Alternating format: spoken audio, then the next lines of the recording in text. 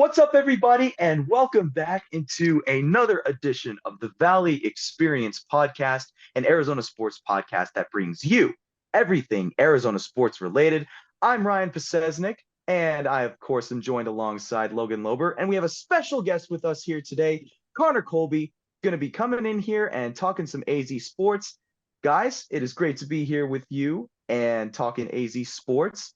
How are y'all doing today? I'm doing good. Excited to be back. We're going to get into the season preview of the Arizona Cardinals. So excited that football season is back. Glad to have Connor on. He obviously knows his stuff about the Cardinals, and we're going to get into a lot of that, just from stuff we've seen in training camp to predictions going into the regular season. And we had a game last night. So, and Ryan, I know you're at the game. Connor and I, we both watched the game. So. Connor, I'll go ahead and start with you. What are some of the things that stood out to you from last night's game? Well, first off, thanks for having me on here. Super exciting. But some of the things I feel like we're used to just subpar to below average defense. And I loved everything that Jonathan Gannon and the new defensive coordinator, Nick Rallis, all put together. So I love the scheme. It looks great. And all the players looked like they really wanted to play. Yeah, I'm right there with you, Connor. I think that the defense, really held their ground. I mean, they had a few times where they certainly bent, but they, for the most part, did not break. I think that they, for the most part, really did a great job of getting pressure on a lot of Denver's quarterbacks throughout the entire game. Of course, in the first quarter, we saw Dennis Gardeck apply some pressure on Russell Wilson, ended up getting the sack. And I think that this is going to be the whole mantra for this Cardinals team, especially when you have a defensive-minded head coach and Jonathan Gannon, who's going to be implementing a new philosophy. This team is going to be defense first, and for them to have that good of a showing, it's off to a good start, and hopefully it could just continue to improve just as the coming weeks lead up all the way to the regular season. Yeah, I thought it was really refreshing to watch last night's game. I know it's just one preseason game.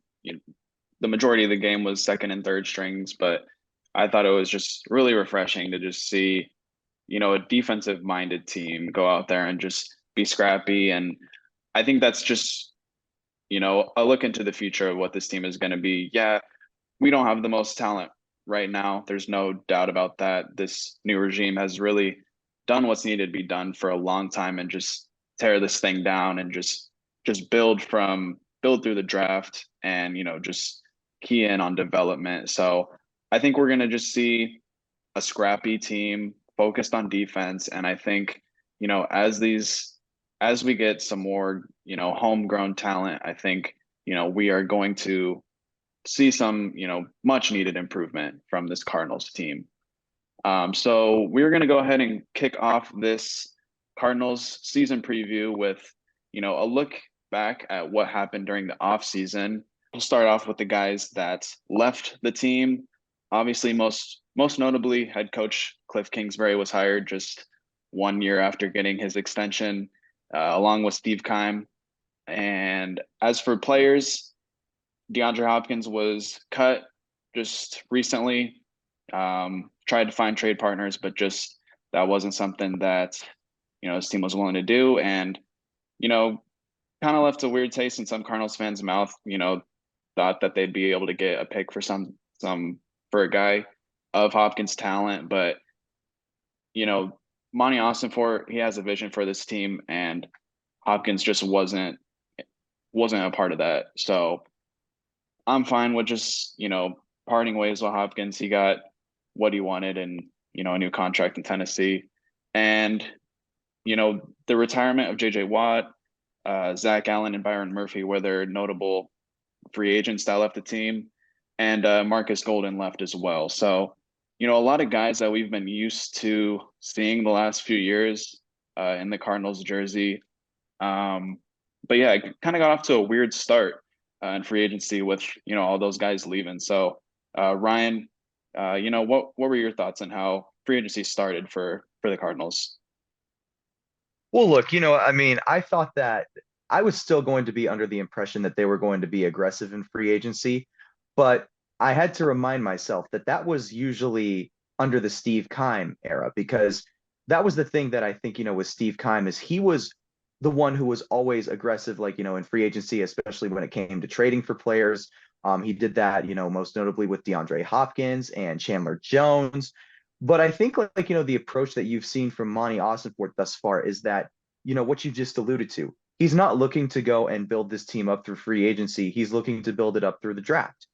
And I think that that's a great way to, I think, really certainly kick off your rebuild, because you want to make sure that, the guys that you draft, they build chemistry over a long period of time. And then you also extend them for a long period of time as well. Now, I think the only big thing is going to be like if they're going to develop in the way that they, the Cardinals certainly hope that they want them to. But nonetheless, I mean, we shouldn't be surprised by any of the additions that they made in free agency. As far as the departures go, it definitely sucks losing guys like Zach Allen and Byron Murphy, especially Byron Murphy was being relied upon to be that number one corner. And Zach Allen was basically one of your like defensive anchors on the line, probably right next to JJ Watt.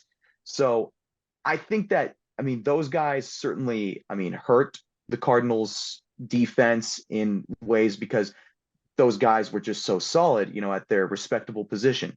But nonetheless, I think that, look, the Cardinals are in a rebuild right now. And I think eventually they'll get there soon if they just continue to make the right moves that are smart and best for the franchise. Yeah. And then Connor, I'll just ask you the same thing. What were, your thoughts on some of the guys they, decided to part ways with? Yeah, I agree with both of the things you guys were saying. I loved how the offseason went.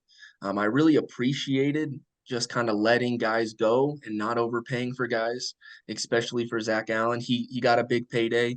He deserves it. He got his money with Denver, but I just don't think it's something that the new regime wanted to do. I think that they're looking to kind of tear down on those older pieces and bring in guys, especially towards the end of the roster, that they want and that they want to fit their scheme and fit their defense that they want to run, especially on that side of the ball, being Jonathan Gannon brought in and everything like that. Losing Byron Murphy, I feel like that was a tough loss. He didn't get a ton of money with the Vikings. I definitely feel like they could have brought him back, but they obviously go out and they draft two corners in the draft this past season. So they value the position and they want those guys that they took. So JJ Watt and DeAndre Hopkins, I just don't feel like those were guys that were going to fit with this new regime. Those were guys, obviously Watt retired. He didn't have any more in the tank, and Hopkins, it seems like he was just kind of done in Arizona. He wanted to go out there and he said he wanted to win. Obviously, he signed with the Titans. That doesn't make a whole lot of sense if you want to win, but they gave him the money that he wanted. And I do like the move of not trading a super late round pick for him. It sounded like they couldn't get anything more than a fifth or a sixth round pick for Hopkins, and they took the route of just cutting him and saving all that money for next offseason rather than just getting some late round pick and not a lot else for him. So I really appreciated everything they did in the offseason. I love the hires of all the coaches and the additions that they made. So moving on now to the guys that they brought in. And, we went all the way up until after Super Bowl week without a head coach hire. We're the last team to make that decision. And it ended up, there's a lot of guys that, we thought we were going to get that position. But it ended up being Jonathan Gannon, who was the defensive coordinator for the team that represented the NFC in the Super Bowl, being the Philadelphia Eagles. They had like 70 sacks last year. So, obviously they gave up, what was it, like 40 points in the Super Bowl. But it's Patrick Mahomes and the Chiefs. It's like, what else can you do with a team like that? So I'm excited about the Gannon hire. I think it's, we've heard guys, Cardinals players just kind of mention it being like a culture shock, just completely different vibe around the team, which is just something they desperately needed. And then with Gannon, they brought along offensive coordinator Drew Petzing from the Browns. and Nick Rallis, who is the youngest coordinator in all of the NFL right now. He like just turned 30. So definitely some young potential with this coaching staff. And then as the players, these are some of the notable guys that they brought in. Most of this offseason was focusing on the draft. It wasn't any, big moves in free agency, but they did bring a couple guys from the Eagles with Gannon and wide receiver Zach Pascal and Kaiser White, linebacker. And then, yeah, just some of the other guys they brought in, LJ Collier, Chris Barnes, and Elijah Wilkinson. So, I think one of the themes in free agency is just, building from the trenches, building from the defense. They brought in some O-line help. They brought in some D-line help. And, yeah, I just think, some, these moves aren't going to blow you away. But, I think a lot of these guys can definitely contribute. So, I mean, Connor, I'll go and ask you this: who was your favorite signing that the Cardinals made? Yeah, I agree. I loved all their signings that they made. Didn't blow anything out of the water, didn't go make a splash move, but you don't need to make a splash move, especially when you're this type of young rebuilding team. Even if this is a retool year, you don't need to go out there and do anything like that. But the signing that I appreciated the most is probably Kaiser White. I feel like his contract is a total steal. 2 years, 10 million. I think that what he did for that Eagles defense was completely unappreciated, and I think that Gannon understands that, and that's why he brought him on. It sounds like he's going to be the guy calling the plays or communicating the plays rather to the defense. So I appreciate that. That's a guy who's going to be a leader on this defense, where you have guys like Isaiah Simmons, Buda Baker, Zaven Collins, guys that have potential at this point. Obviously, Buda Baker's a lot more established, but you have guys who have potential, but you need a guy who's going to be able to kind of stabilize the defense and communicate everything. So I really like that signing. He great coverage player, is kind of going to do everything that Gannon wants in this new system and can hopefully teach some of these younger guys as well. So that's probably my favorite free agent signing. I agree with Connor. I think that, the Kaiser White addition certainly stands out, especially given that he has familiarity playing with under Jonathan Gannon when he was when he was the defensive coordinator in Philadelphia. But I also think overall too, I look at Jonathan Gannon, okay, because he's a guy that, I mean, obviously I don't think, Cardinals fans were really focusing on a lot. I think for most of us, or maybe at least for me personally, I was hoping it was going to be Sean Payton because obviously he has the resume of being a Super Bowl winning head coach and being one of the top offensive minded head coaches in the league for a very long time. But I think, the main thing here is that Jonathan Gannon is the right head coach. And sometimes, I mean, that's all that matters, I think, with any franchise. I mean, because if he can understand and recognize that, I mean, the Cardinals obviously needed a culture change, given, that the previous regime that they had under both Steve Keim and Cliff Kingsbury was just not going in the right direction for them. So, and so far, I've been really impressed with Jonathan Gannon. He's been, he said all of the right things thus far. The players really, I think, seem to gravitate towards him and the message that he's sending them. And I really hope that, this really turns out to be a home run hire for the Cardinals because look, the Cardinals haven't had a stable head coach probably since Bruce Arians. And if we're able to get like Jonathan Gannon, being that franchise head coach, I mean, for multiple years to come and not have to worry about it, that's going to be a good thing. So I probably say Kaiser White and Jonathan Gannon are probably the two guys that I look at as being the two key additions in the off season.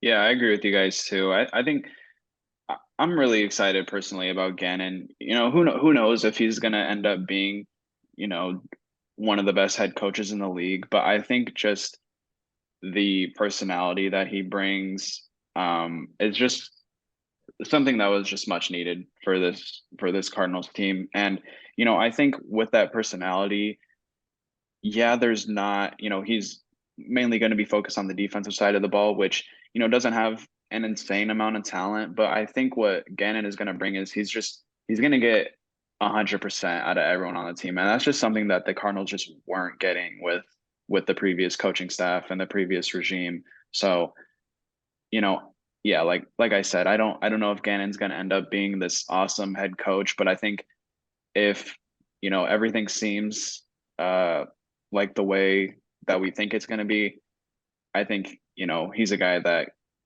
could finally be that stable head coach that we've been looking for. So moving on now to the draft class, which is what the Cardinals really put all of their effort in this offseason. They started off with the third pick, and early on we thought, right away once the season ended, we thought, Will Anderson, Jalen Carter, like they're a Cardinal, like no doubt about it. But then obviously the NFL offseason being so long, things change. And the quarterbacks were all, at the top of the team's draft board. So that definitely made things switch up a little bit. And, on draft night, we saw, just how awesome it is to have a competent GM with Monty Ossenfort just working the phones and just maneuvering his way up, down, and then back up the draft board, and getting their guy, getting Paris Johnson. A lot of people, including myself, would have been fine taking Paris at 3. So the fact that we were able to move down and then come back up and get Paris, in addition to getting the Houston Texans first round and third round pick next year, just A+ draft. I think very few teams, if any, did better than the Cardinals in the draft. So, obviously we're all fans of the Paris Johnson selection, but here's the draft class here for the Cardinals. A lot of names, a lot of intriguing names, but other than Paris, the one guy I'm really excited to see, and we got to see a little bit of him last night, is Michael Wilson, the receiver out of Stanford. We got him in the third round. So, I'm really excited to see Michael Wilson. Who are some of the guys that you're most excited to see with this for the Cardinals? A guy that I'm very, very excited for, and we got to see in action last night, was Keitrell Clark. I feel like he just brings a level of athleticism. He just looks super twitchy out there. He even had that highlight play where he full on extended and tipped that pass before it got to the wide receiver's hands. So he just looked great. He was in a bunch of plays where he was making good tackles. You love to see it when corners are tackling. I know in the past we've had Patrick Peterson here, and he was never a big tackler. So it's always good to see a corner who's going to go down there and be willing to tackle and play all the positions. But I just loved watching Keitrell Clark. I know that everyone's been raving about him in training camp, and he really proved that on the field. So I'm excited to see him next week against the Chiefs, and that's the guy that I'm most looking forward to. Yeah, I think for me personally, and granted, I mean, he's not going to be a starter, or he might be, depending on just like, the status of Kyler, but someone who I'm actually really excited to see maybe for the rest of the preseason, and if, he's able to win the backup quarterback job, is Clayton Tune. I thought for the most part yesterday, I mean, outside threw it out of bounds when he needed to. He made some smart decisions. He got out of the pocket and made plays with his legs when he needed to. Had that really nice strike into the end zone for the touchdown pass, which was like on target. So I'm really looking at Clayton Tune maybe as potentially giving Colt McCoy a run for his money to maybe challenge him for that backup quarterback position. And if he's able to do that, then that's also, really good for the Cardinals as well, and really maybe setting up for the future as Clayton Tune being maybe their backup quarterback. Because sometimes when it comes to the health of Kyler Murray, as we've seen over the past couple of seasons, that's something that is, you can't really rely on Kyler to be healthy for an entire season. So if you have a guy maybe in Clayton Tune that, I mean, in the event Kyler gets injured, you can at least, have some trust in him moving forward. And I think overall I think his performance certainly kind of justified that in some way. Although I think he's still has a little bit of an uphill battle if he wants to go and unseat Colt McCoy for that second backup quarterback position.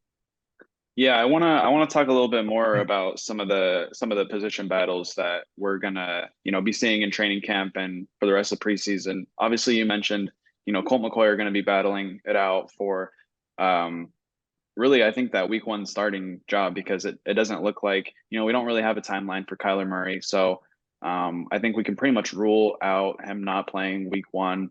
Don't know how long that's gonna be, but for the time being, um, all eyes are going to be on Colt McCoy and Clayton Tune this preseason to see, who's gonna beat each other out. But that's just one of multiple position battles that we're really going to be focusing on. Obviously, the offensive line has a lot of moving pieces.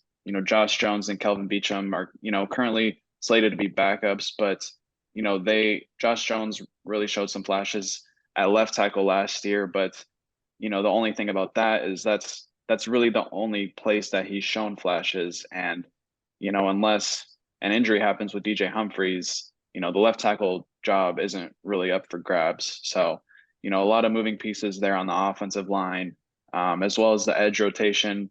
Obviously, their pick after Paris Johnson was BJ Ojolari. So, they brought him in. Obviously, they drafted two young edge guys last year in Cam Thomas and Myjai Sanders. So they have those guys. And now with Zaven Collins switching positions to edge rusher. So, you have a lot of guys who I'm sure are going to be getting a lot of, reps with the first team, trying to see who's gonna be those two guys coming off the edge come week one. And then also we have, a cornerback position battle going on. I think it's pretty safe to say that Marco Wilson's going to be cornerback one for this year, but who's gonna step up and take over that cornerback two position? You got obviously we drafted two, the Cardinals drafted two this year, and Garrett Williams, who's currently injured, and then Keitrell Clark, who Connor talked about, showed some good flashes last night in the preseason game, and then you have also guys like Antonio Hamilton and Christian Matthew. So just a lot of guys that are you know, in competition for some good playing time. So first we'll start off with that quarterback battle. Who do you guys see taking that job and starting week one? Do you guys think it'll be Cole McCoy or Clay Tune? Brian, I'll start with you first.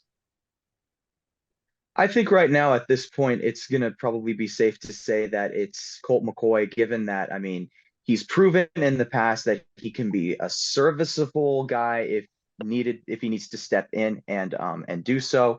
But again, like I said, I think that if Clayton Tune can continue to impress, which I mean, he was again really impressive, I thought last night, then I think that maybe, you know, Tune could maybe slide into that backup position.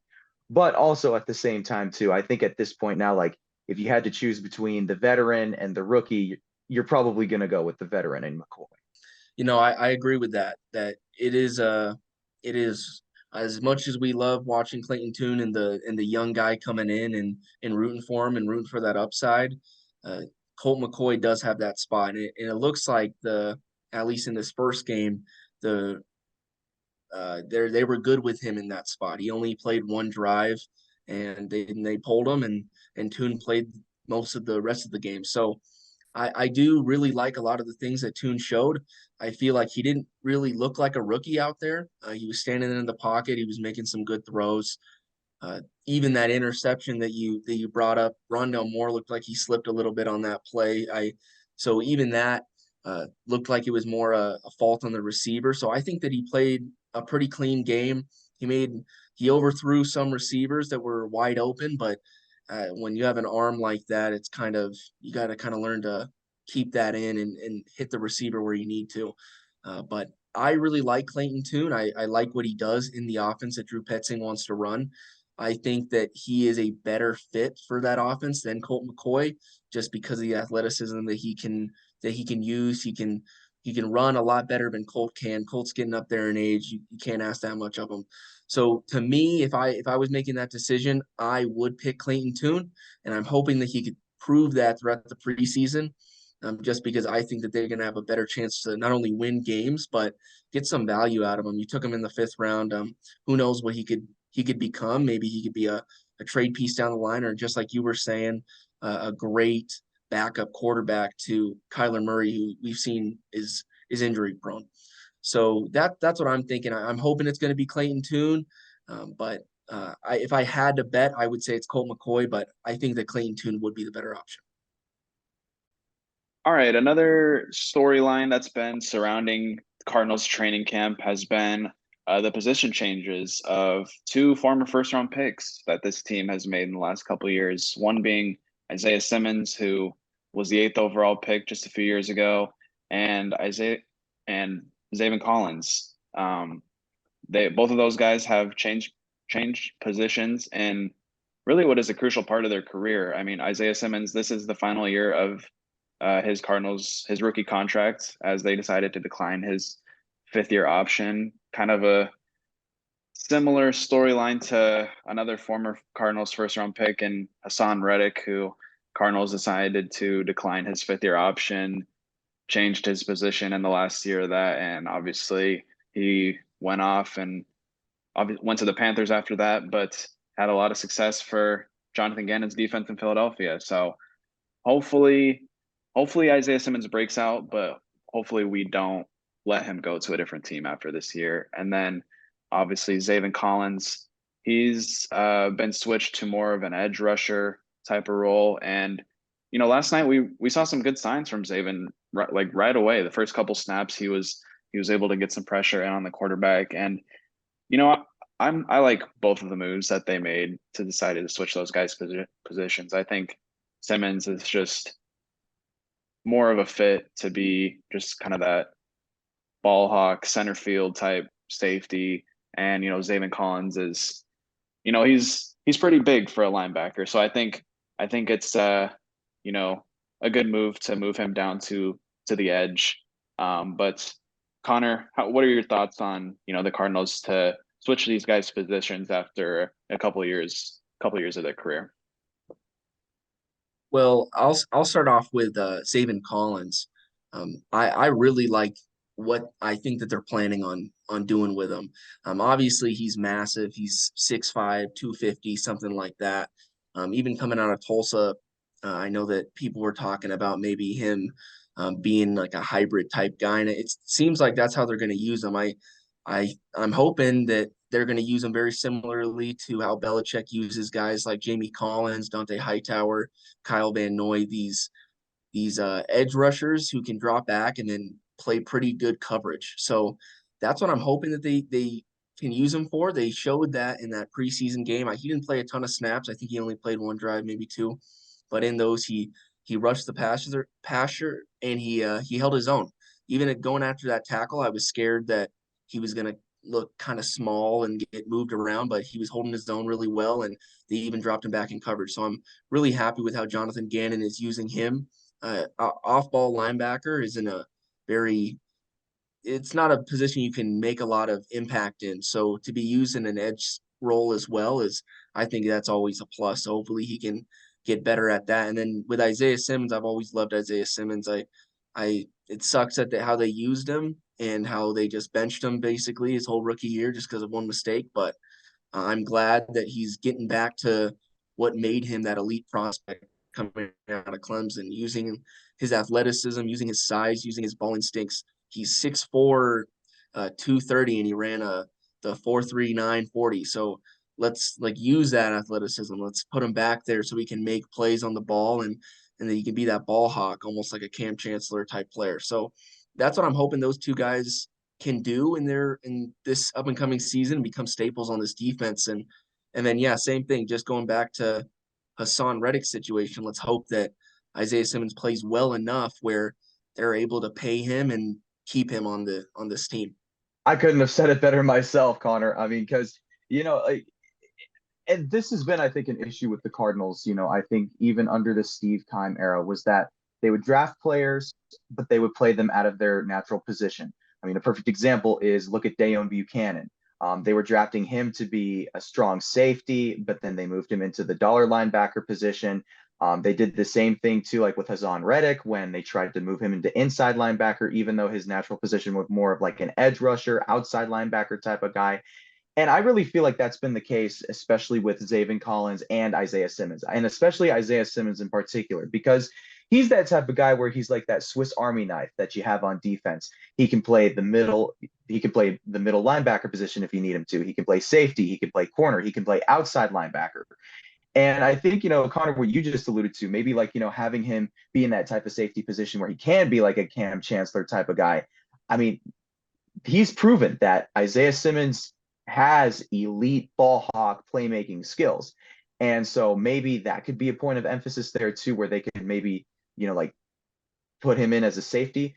But I think the main thing here is that they have to make sure that, not only like do they, if they feel that Isaiah Simmons is going to be the right fit for that specific position that they want him to, but also that Isaiah Simmons is comfortable with playing that position as well, because you don't want him to be unhappy here and then all of a sudden go off to another team next year and just be like this complete dominant defensive player, just kind of like, with what you guys just alluded to with Zaven, or excuse me, Hassan Reddick. Focusing now on Zaven Collins, he's a guy who I too think has a lot of, potential and upside as well. Obviously, like, we just talked about how he was, being used more on the edges and how, like, he could also maybe potentially be like, that drop back linebacker as well. But nonetheless, I think that both of these guys really, they're going to be like big factors here in this Cardinals defense this upcoming year. And hopefully they can really go out and show for it because, I mean, look, we drafted them for a reason. They were both like, the top of their class, when they were coming out of the draft.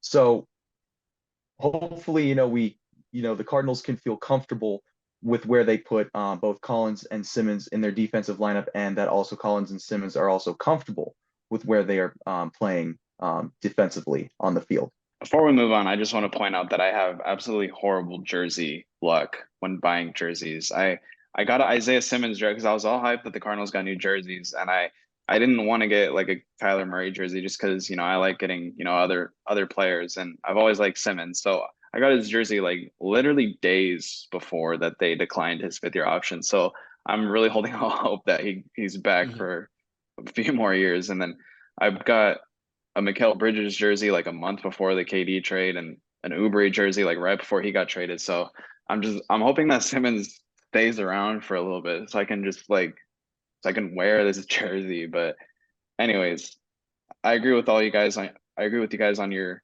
your points about the position changes. And last thing we're gonna talk about as far as training camp goes is guys that we think can break out not only just in training camp but in the regular season and beyond. So we'll go ahead and give our predictions for both sides of the ball, offense and defense.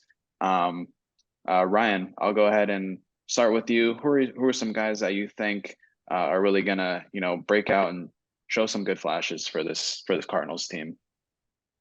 I think I'm going to start off defensively here, and that's going to be Budda Baker. Now, I know, like, Budda Baker still made the Pro Bowl last year, and he's been, I think, really the face of the Cardinals franchise. You could even, argue ever since Larry Fitzgerald retired, because he represents everything that this franchise has. He's gritty, he's tough as nails, and he really, puts his all on the field. But last year he dealt with some injuries, especially towards the end of the season. I mean, even though he played through them, there were still some times where you could tell that he wasn't fully 100%.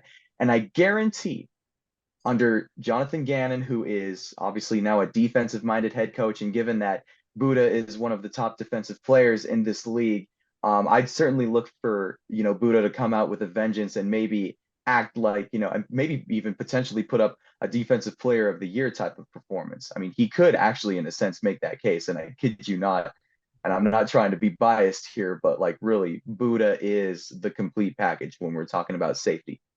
Offensively speaking, and this is going to kind of be a bit of a dark horse candidate here, Zach Ertz, which really sucked because, towards the end of I mean, he got hurt probably right around mid-season where it was during that Rams game when he had the knee injury and was out for the rest of the year. But he's another guy too. I mean, obviously, he was one of the top tight ends in the league for the longest time. And then he kind of fell off a cliff a little bit there in Philly and was traded to the Cardinals. But I'm really looking for him to certainly, come out with a vengeance as well. For him, this is like, the time where he can really also prove it as well. If he can, kind of get back to that same form that we're all being accustomed to, which I think he can. So yeah, those are my two guys, Buda Baker, defensively and offensively, Zach Ertz.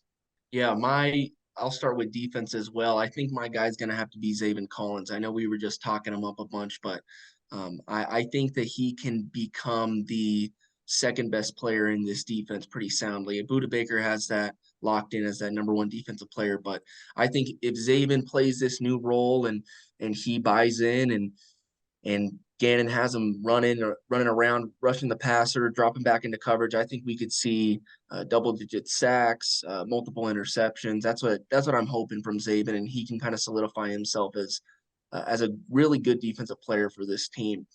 I'm really looking forward to him and watching him play. And then on the offensive side of the ball, we didn't really bring it up too much in the new additions, but Froholt, the center that they brought in from Drew Petzing's time in Cleveland, he brought in his guy to play some center for us. I really liked what he showed in that preseason game. He looked mean. He looked like he wanted to hit people, especially in the screen game, in the run game, and that's what I've been wanting to see. I feel like center has been a revolving door for us, especially with just all of the penalties. And we had Rodney Hudson come in, and that just didn't work out. He was at the end of his career, but I'm really looking forward to Froholt maybe not becoming any like elite player or a great player, but just a guy who's going to be stable on that offensive line and can kind of firm up that inside spot because it feels like that's been a headache for the Cardinals for a while. So those would be my two guys, Froholt and Zaven Collins. Yeah, and then for my picks, I'll start with defense. And I'm gonna go Marco Wilson. I've always been a fan of Marco Wilson. I think this year he's going in for sure as he's gonna start the year as CB1, and he's a guy that's just like always like getting better. It feels like we didn't really have too much expectations for him when we drafted him, and he ended up playing really solid his rookie year, and then he got even better the next. And I expect the same. I think he's just gonna just keep working hard, and I think he's really a guy that I don't know if he's gonna end up being a cornerback one caliber type of guy, but I think he's just a guy that you can rely on to be, your maybe like your number one or just a really reliable number two cornerback. So excited this year to see Marco Wilson. And then on the offensive side, I'm really in between two guys. And if one of you guys would have taken him, then I just would have gone with the other. But for offense, I'm really excited to see what Rondell Moore is going to do in this offense. And also, Ryan, you went with Zach Ertz. I'm going to go with the other tight end and Trey McBride. I'm really excited to see those guys, especially Rondell Moore. I think we were so excited when the Cardinals drafted him, and he made a bunch of, or not a bunch, but he made some really nice highlight plays his rookie year, and then he just like it just felt like he was getting used less and less every single week, and that just never made sense to me because yeah, he's a smaller guy, he doesn't have the longest arms, but I think if you use them the right way, I think you could just really see things open up in the offense. And I don't know I forgot the name of the stat, but I know that his like the amount of yards he would like run in his route was like 1 yard last year. Like he was like, or I don't even know, it might have even been negative because he would just be like, he would only be using these like end arounds or like screen passes where it's like, I, it just made no sense to me. So Rondell Moore is a guy I think is going to see a bigger role going into this year. And then Trey McBride's another guy I'm excited to see. He was the guy they picked in the second round last year. Didn't make like too much sense at the time, but also he was, in his class, he was ranked as like one of the top tight ends in that class. And, just another guy where you just like didn't really see anything. Like he just like never saw the field. And it just like, I don't believe that was because of talent. Like I just don't. I think the past regime just had this weird thing of like waiting until like the last 4 weeks of the season for the rookies to like actually see real snaps. So I think Trey McBride is while Zach Ertz is out, I think he's gonna be, kind of a safety blanket type of guy at tight end that, either McCoy or Tune can rely on. So those are my picks for breakouts. I agree with your guys' breakouts as well. Excited to see a lot of these guys play, but those are our breakouts. And now, we're gonna wrap this episode up with looking at the schedule for the Cardinals going into the regular season. They are going to start week 1 on the road against the Washington Commanders. And it really doesn't get much easier after that. It's, that those first 4 weeks, Commanders, Giants, Cowboys, and Niners, and then home against the Bengals in week 5. Personally, I think that's a pretty rough start for this team. We won't go game by game and, give a analysis of each game because, who knows what these teams are going to look like just coming into week 1. We don't know what they're going to look like, let alone, week 10. So we won't go game by game, but we will, give our thoughts on what we think this season is going to look like as far as win totals and just, a quick overview of how we think the schedule is going to pan out. So, Connor, I'll go ahead and start with you. One, how many wins do you see this Cardinals team winning in this, this new era? And, what are just some things that you think we can expect to see this regular season? So I definitely am coming at it with a more optimistic look. Uh, I I think that I have a really high opinion on Kyler Murray. I know we haven't talked about him a lot. He's injured at this point, but based on what we've been hearing, I think he's going to end up playing um, a solid amount of games this season. At least that's what it sounds like. We've already been seeing him moving and practicing and just out. It doesn't look like a guy who's not going to play this season. So to me, that beginning of the schedule is very, very rough. The schedule gets a lot easier after those first 5 games. I think that in a good world, this team is gritty, it's scrappy. We get out some good wins early on behind this defense and really just running the ball and playing physical. And then once you get Kyler Murray back, to me, you're plugging in an elite quarterback right away. So you plug in that elite quarterback, and the rest of that season looks a lot easier.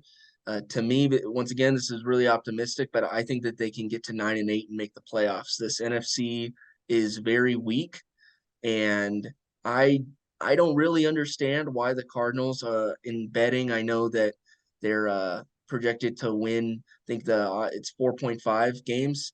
So I don't really understand that. I think that they're definitely going to smash that. That's something I'm going to be taking a piece of. But I don't really understand. I think that there's a lot worse teams. But yeah, once you get Kyler Murray back, I think he's going to prove everybody wrong. He's going to play great like he has most of his career, and especially around a team that's a lot more stable than the Cliff Kingsbury era, where you never knew what you were going to get week by week. So I'm hoping that we kind of hold steady, play well, play gritty. The team all kind of buys into what Gannon wants to do, and then you just plug in Kyler, and we could see where we can go from there.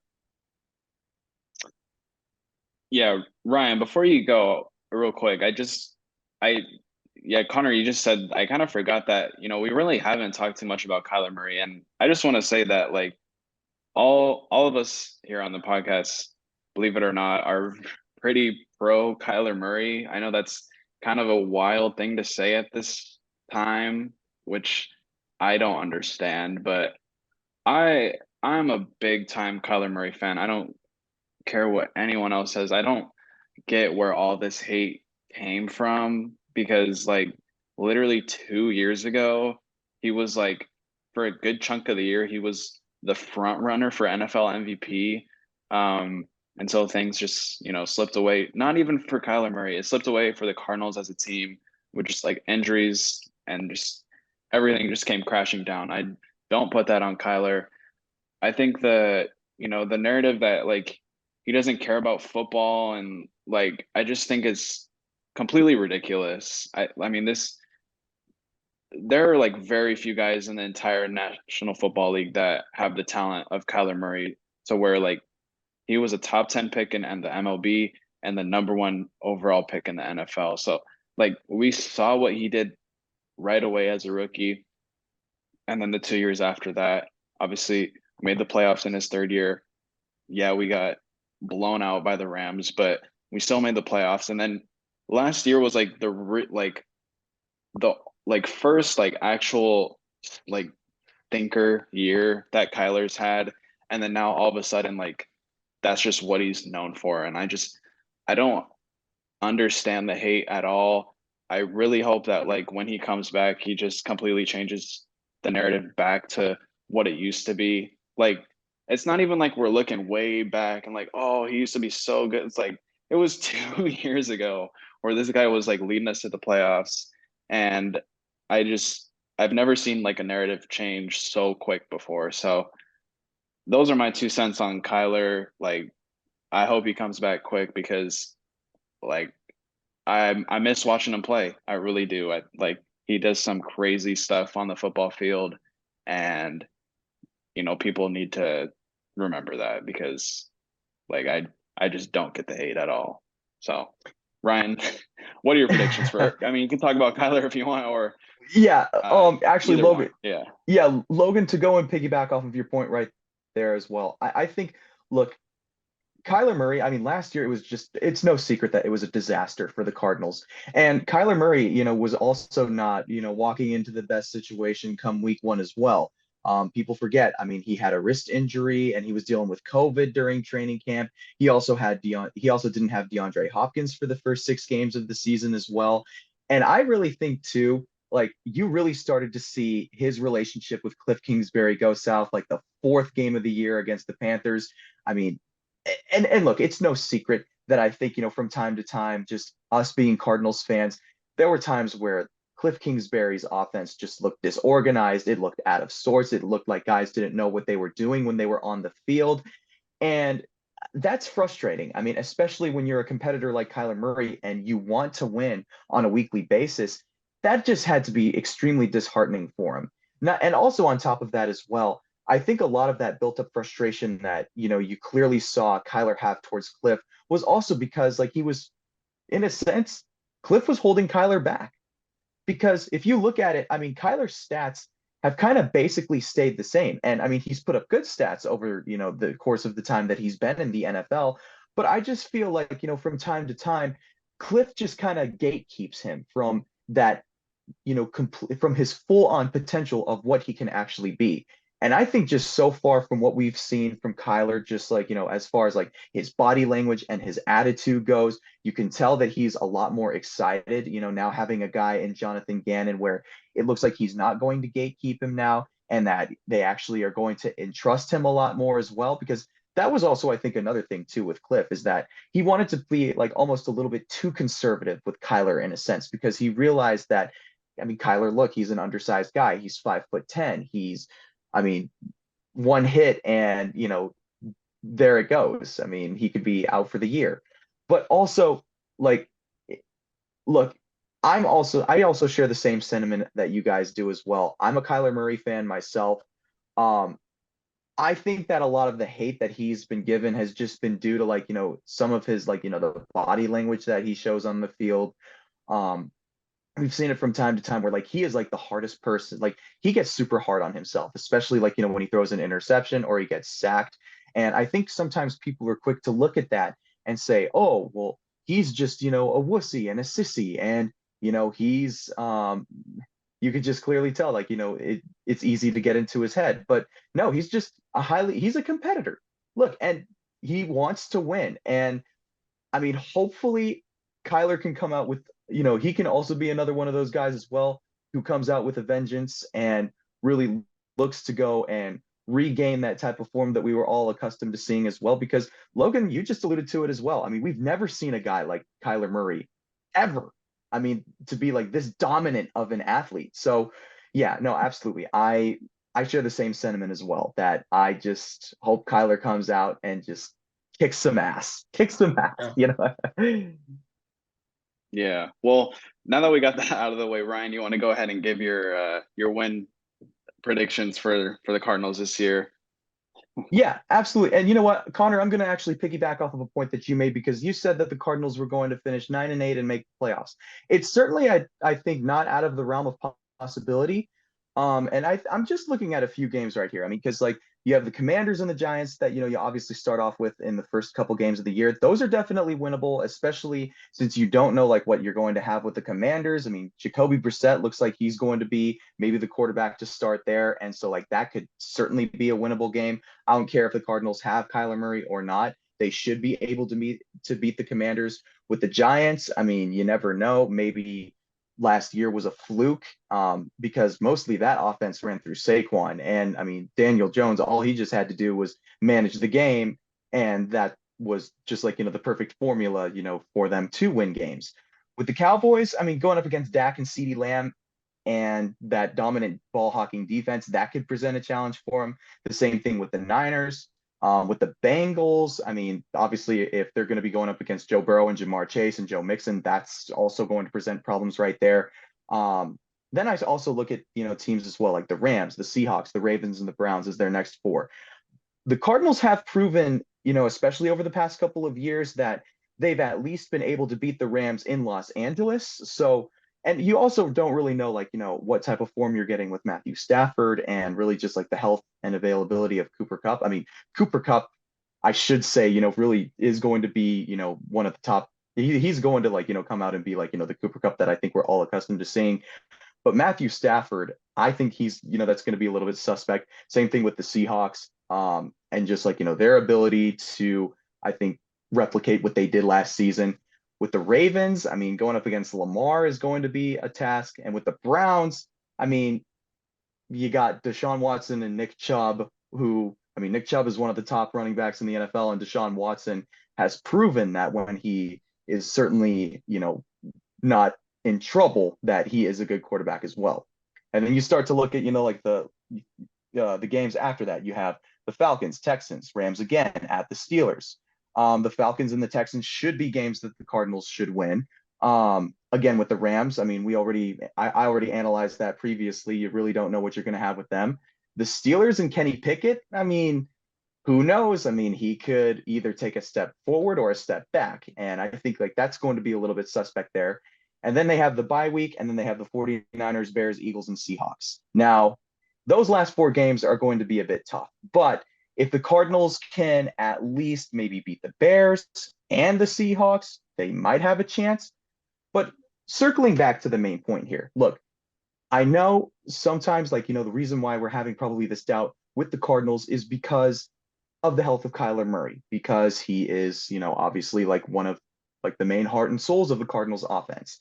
But I think like if he comes back, realistically speaking, by week 5 against the Bengals and the Cardinals are 2-2, they're going to be in a good position. And maybe, I mean, look to go and capitalize off of that momentum and maybe go on that playoff run.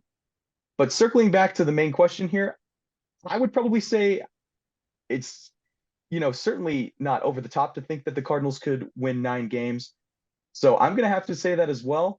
And yeah, 9 games and a playoff win. Right there with you, Connor. All right. Well, I'm gonna take a little bit of a step towards, I don't want to say realism, because like I'm not saying I disagree. I think that would be awesome. And I think there's definitely a capability, like this team's definitely capable if, all things go their way. But, in my opinion, I think this team is, best case scenario looking at about like 6 or 7 wins. But what I'm more focused on is like, I want that to be like a good 6 or 7 wins. Like, encouraged about the way the direction that this team's going to be moving in towards the future. And, I think it's just hard to make predictions with this team right now because, I think it all depends on how long Kyler Murray's out. And we really don't have like, a confident timeline of when that's going to be. I mean, it could be, it could be like as early as week 4 or 5, or it could be, up until week 12. But, I do think we see Kyler at some point this year. And, my predictions will, change based off of when we see Kyler suit up for the Cardinals. But I do think there's a very good chance that we're going to see Kyler this year. We're all excited to see him come back. But yeah, I'm going to go ahead and lock my prediction in at I'll go with 6 wins for the Cardinals. But like I said, I want that to be an encouraging 6 wins where, they're in a lot of the games that they lose, and just be an overall competitive team. So we got two playoff appearances and 6 wins. So, I mean, who knows how the Cardinals are going to be? They could win 2 games, or they could go for 9 and 10. So, or 9 or 10 wins. So it's going to be interesting to see how this season plays out.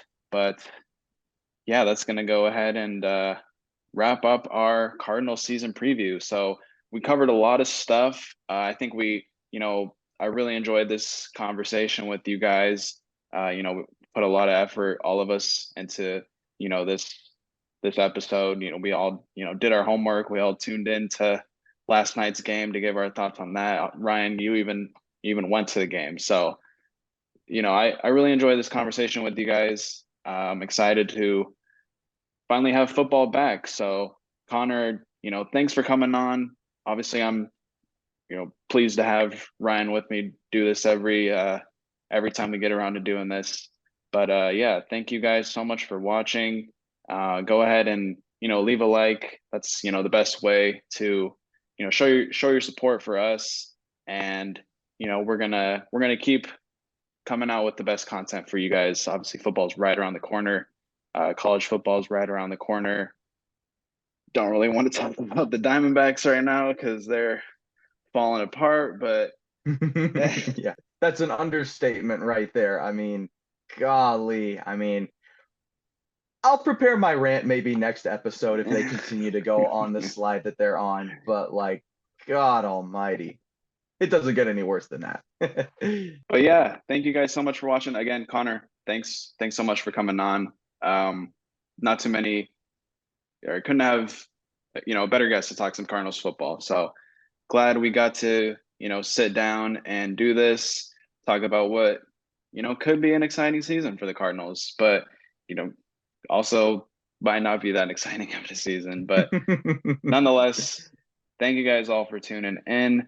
Like I said, leave a like, subscribe if you're watching on YouTube, or, just, show your support by, giving us a follow on social media if you're just listening on the audio version, or, whatever it is. Thank you guys so much for tuning into this one, and we will see you all in the next one.